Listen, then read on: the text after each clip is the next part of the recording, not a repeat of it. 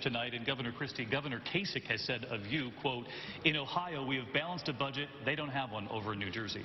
Our credit has been strengthened. Their credit has been downgraded. We've got more jobs."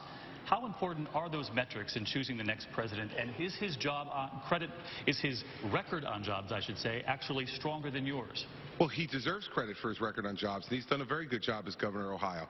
Never said that John hasn't. He's done a very good job. But unfortunately, John's been so busy doing other stuff, he's using old statistics. That's okay. New Jersey had its best year of job growth in the last 15 years, under 5 different governors this year in New Jersey. New Jersey has cut spending over $2.3 billion, and we have 10,000 fewer employees than we had when I walked in the door. John has a bigger government now and more employees than he had when he walked in the door. But all that doesn't matter. What really matters is this: that executive experience really matters. You heard this on the stage tonight. We've heard it said on the stage that President Obama knows exactly what he's doing. I'd like to ask all the veterans listening out there tonight who are waiting in line for health care, who are literally dying because the Veterans Administration doesn't work, do you think Barack Obama knows what he's doing? I don't. And I'll tell you something, anybody who evaluates him as knowing what he's doing in managing the government doesn't know how to manage a government themselves. And one last thing, David, which I think is really important. I listened to Senator Rubio's answer on his bill. He said his bill couldn't pass on the Gang of 8. He acted as if he was somehow disembodied from the bill. It was his bill. He said this idea doesn't work. It was his idea. See, when you're a governor, you have to take responsibility for these things. You can't just act as if it happened out of nowhere.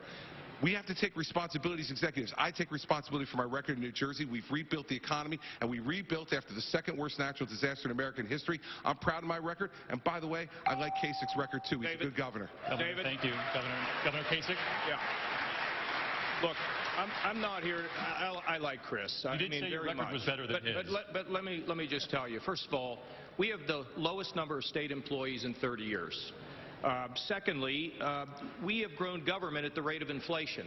And I went from an $8 billion hole to a $2 billion surplus. And we've grown jobs by 400,000. That's one of the fastest growing states in the country. Our pensions are secure, and our credit is rock solid.